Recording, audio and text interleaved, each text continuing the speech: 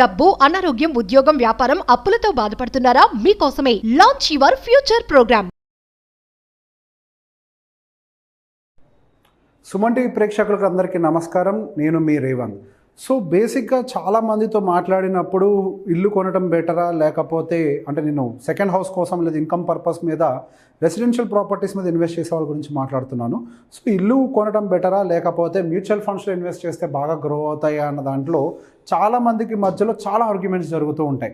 So basic argument ఏంటి అని అంటే, ఎంత వద్దన్న అపార్ట్మెంట్ రేటు పెరుగుతుంది కదా, సరే ఎంత వద్దన్నా కానీ ప్రతి మంత్ మనకి రెంట్ వస్తుంది కదా, సరే ఎంత వద్దన్నా కానీ ఆ రెంట్ ఇయర్ ఆన్ ఇయర్ 10% చొప్పున పెరిగిపోతూ ఉంటుంది కదా అని ఒక దాంట్లో మాట్లాడుతూ ఉంటారు. సో బేసిక్గా నేను ఇక్కడ ఏ సజెషన్ ఇవ్వడానికి కాదు. సో బేసిక్గా రెండు వైపులా ఒకసారి మీకు ఒక క్యాలిక్యులేషన్ వర్కౌట్ చేసి చూపించడానికి ప్రయత్నం చేస్తున్నాను. సో ఇప్పుడు ఉన్నటువంటి కండిషన్లో హైదరాబాద్లో ఒక డబుల్ బెడ్రూమ్ ఫ్లాట్ కొనాలి అని అంటే తక్కువలో తక్కువ మనకి 80 లక్షల రూపాయలు ఖర్చు అవుతుంది. సో యావరేజ్గా మనకి 80 లక్షల రూపాయల్లో మనకి కాను ఇయర్ ఆన్ ఇయర్ ఎంత రిటర్న్స్ తోటి మనకి మన ఇంటి వాల్యూ గ్రో అవుతుంది అన్న విషయంలో ఒక చిన్న క్లారిటీ ఇస్తాను. సో బేసిక్గా మనం పెట్టిన పెట్టుబడిలో ఉంటే గట్టిగా ఒక 40% మాత్రమే ల్యాండ్ వాల్యూ ఉంటుంది. సో మిగతా 60%లో ఒక 25 to 30% వచ్చేసరికి కన్స్ట్రక్షన్ వాల్యూ ఉంటుంది. మిగతా 25 to 30% వచ్చేసరికి బిల్డర్ యొక్క ప్రాఫిట్ వాల్యూ ఉంటుంది. సో బిల్డర్ ప్రాఫిట్ వాల్యూ అంటే మొత్తం మిగులుతున్నాయని కాదు, అందులో వాళ్ళకి సంబంధించిన వడ్డీలు ఉంటాయి, XYZ కార్ఖానాలు అన్నీ ఉంటాయి. సో మనం డైరెక్ట్గా దాన్ని వాళ్ళకి డబ్బులు వెళ్తున్నాయని బ్లేమ్ చేయొద్దు. సో మనం బేస్ వాల్యూని తీసుకుందాం. 40 lakhs రూపీస్ మాత్రమే, అంటే సుమారుగా మనకి 35 lakhs రూపీస్ వాల్యూ మాత్రమే మనకి రియల్గా ల్యాండ్ వాల్యూ ఉండేది.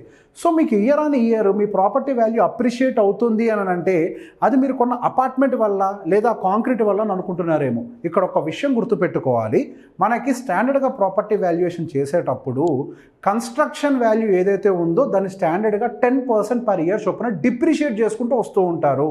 సో కన్స్ట్రక్షన్ వాల్యూ అనేది బై డిఫాల్ట్గా డిప్రిషియేట్ అయిపోతుంది, అది ఎప్పుడు కూడా పెరుగుతూ పోదు. అండ్ నెక్స్ట్ మీరు ఆల్రెడీ ఏదైతే ప్రాఫిట్ బిల్డర్కి పే చేశారో సో అది కూడా మర్చిపోండి, దాని మీద ఎటువంటి రిటర్న్స్ రావు. మనకు వచ్చే రిటర్న్స్ వల్ల కేవలం ఆ 40 లక్షల రూపాయలు లేదా 35 లక్షల రూపాయలు ఉంటాయి చూసారా, మనకి వాటి మీద మాత్రమే వస్తుంది.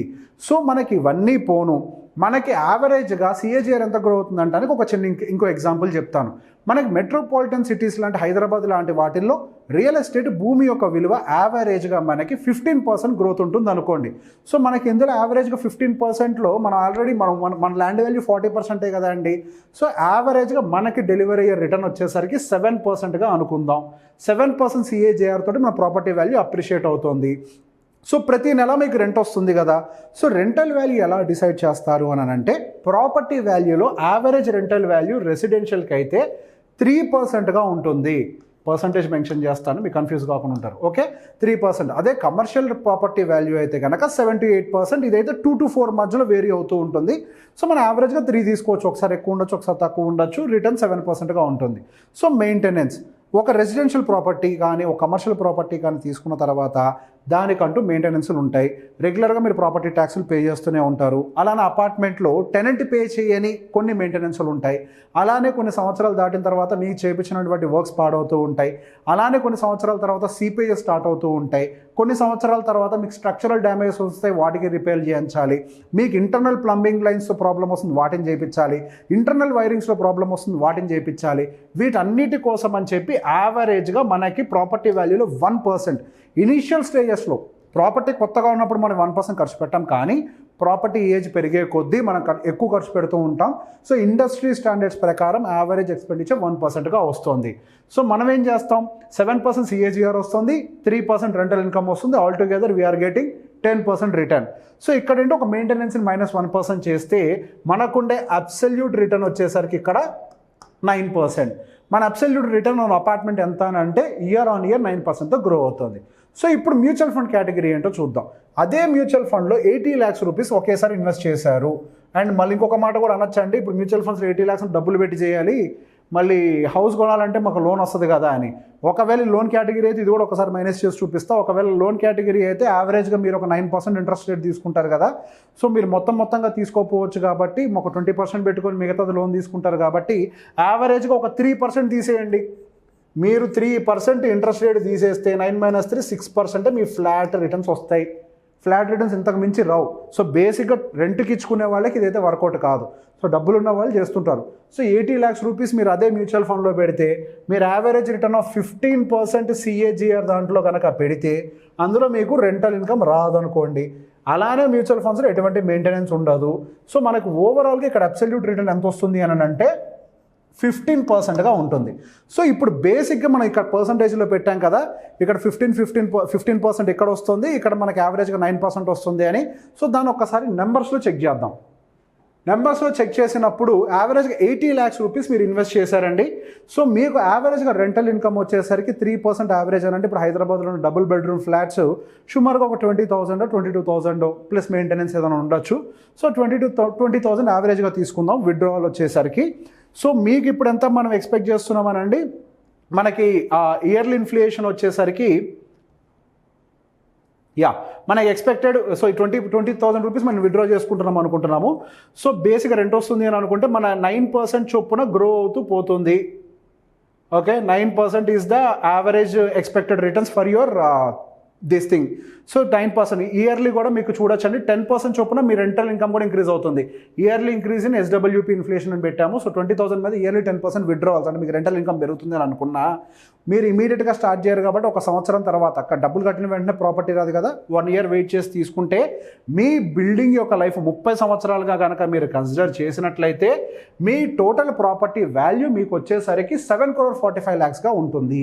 మీరు అప్పటి వరకు విత్డ్రా చేసే రెంటెడ్ వాల్యూ వచ్చేసరికి 69,60,000 రూపీస్ రెంట్ని తీసుకుంటూ మీ ప్రాపర్టీ వాల్యూ 7,45 lakhsగా ఎదుగుతుంది. సో ఇప్పుడు మనం రెంటెడ్ కండిషన్ చూసాం, ఇల్లు కొని లేదు ఆ డబ్బుల్లో మ్యూచువల్ ఫండ్స్లో ఇన్వెస్ట్ చేస్తే ఈ వాల్యూ ఎలా మారుతుంది, 7.5 కోట్లు ఎంతగా మారుతాయో చూద్దాం. అదే 20,000 విత్డ్రా చేస్తున్నాం, అదే 80 లక్షలు ఇన్వెస్ట్ చేసాం. ఇక్కడ ఒక చిన్న డిఫరెన్స్ ఏంటంటే మనకి ఇక్కడ 9% కాదు, మనకి 15% యావరేజ్గా మ్యూచువల్ ఫండ్స్ రిటర్న్స్ వస్తున్నాయి కదా, దాన్ని ఇన్వెస్ట్ చేస్తున్నాం. సేమ్ అంతే మనం 1 year తర్వాత నుంచి విత్డ్రావల్ స్టార్ట్ చేస్తాం, సేమ్ అంతే 30 సంవత్సరాలకు క్యాలిక్యులేట్ చేస్తాం. సో ఈ కండిషన్లో మీరు చూసినట్లయితే మీకు టోటల్ నెంబర్ ఆఫ్ రెంటల్స్ రూపంలో మీరు విత్డ్రా చేసుకున్న డబ్బులు నెలకి 69,60,000 అక్కడ రెంట్ వచ్చినట్టుగా ఇక్కడ కూడా విత్డ్రా చేస్తున్నారు కదా, అక్కడ కూడా 10% చొప్పున పెంచుకుంటూ వచ్చాం. ఇక్కడ మీరు గమనించినట్లు 10% చొప్పున ఇయర్ ఆన్ ఇయర్, ఈ సంవత్సరం 20 అంటే వచ్చే సంవత్సరం 22,000, ఆపై వచ్చే సంవత్సరం 24,200 అట్లా పెరుగుతూ పోతూ ఉంటుంది ఈ విత్డ్రా ఫిగర్ కూడా. అదంతా విత్డ్రా చేసిందే 69,60,000. మీ total final mutual fund value మీకు 43,81,00,000కి వెళ్తుంది. ఇందాక మనకు హౌస్ ఎక్కడికి వెళ్ళింది, 7.5 లక్షలకి వెళ్ళింది. అదే మ్యూచువల్ ఫండ్స్లో పెడితే మనకి 43,81,00,000కి వెళ్ళిపోయింది. And plus withdrawals of 69 lakhs. So బేసిక్గా మనం ఎక్కడ పెడుతున్నాము ఇన్వెస్ట్మెంట్ అనేది చాలా ఇంపార్టెంట్. అందరూ ఏమనుకుంటారు, ఇన్కమ్ వస్తుంది అని అనుకుంటారు. అలాగే మనకు అలాంటి ఇన్కమ్ టూలే మనకి మ్యూచువల్ ఫండ్స్లో కూడా ఉన్నాయి. దాన్నే మనం SWP అని అంటాం, అంటే సిస్టమాటిక్ విత్డ్రావల్ ప్లాన్ అని అంటాం. సో ఈ సిస్టమాటిక్ విత్డ్రావల్ ప్లాన్ ప్రకారం మీ ఇన్వెస్టెడ్ అమౌంట్లో నుంచి 3% మాత్రమే విత్డ్రా చేయాలి. రెంటల్ ఇన్కమ్ 3% కదా, సో అదే 3%ని కనుక క్యాలిక్యులేట్ చేసి మీరు మంత్లీ విత్డ్రాల్ పెట్టుకున్నట్లయితే మీ వాల్యూ ఇంత డిఫరెన్స్. సో దానికి దీనికి మధ్యలో ఉన్న డిఫరెన్స్ ఇంత రేంజ్లో ఉంది. సో మీరు ఏదన్నా ఒక డెసిషన్ తీసుకునే ముందు బ్లైండ్గా మాకు రెంట్ వస్తుంది కదా, రెంట్ ఇక్కడ కూడా వస్తుంది, ప్రాపర్టీ వాల్యూ పెరుగుద్ది కదా, అంతకు మించి ఇది పెరిగింది. సో బేసిక్గా మీరు క్లియర్ కట్గా లాజికల్గా పేపర్ పెన్ను పెట్టుకొని రాసి క్యాలిక్యులేట్ చేసి నిర్ణయాలు తీసుకోండి. ఎవరో టెక్స్ట్ బుక్ రూల్ చెప్పారు, మనం ఒకటి కొనేస్తే రెంటల్ ఇన్కమ్ వస్తుందని చెప్పి దాన్ని ఫాలో అయితే టెక్స్ట్ బుక్ చదువుతూ కూర్చున్నవాడు వెనకబడిపోతాడు, కొత్త ఇన్వెస్ట్మెంట్ పద్ధతులు పెట్టుకొని వెళ్ళేవాడు పరిగెడుతూ ఉంటారు. సో మీరందరూ కూడా మమ్మల్ని చూస్తూ ఫాలో అవుతున్నారు కాబట్టి మీ ఫినాన్షియల్ జర్నీ కూడా బాగుండాలని కోరుకుంటూ థ్యాంక్ యూ. సుమన్ టీవీలో మీ పర్సనల్ అండ్ బిజినెస్ ప్రమోషన్స్ కోసం కింది నెంబర్కి కాంటాక్ట్ చేయండి.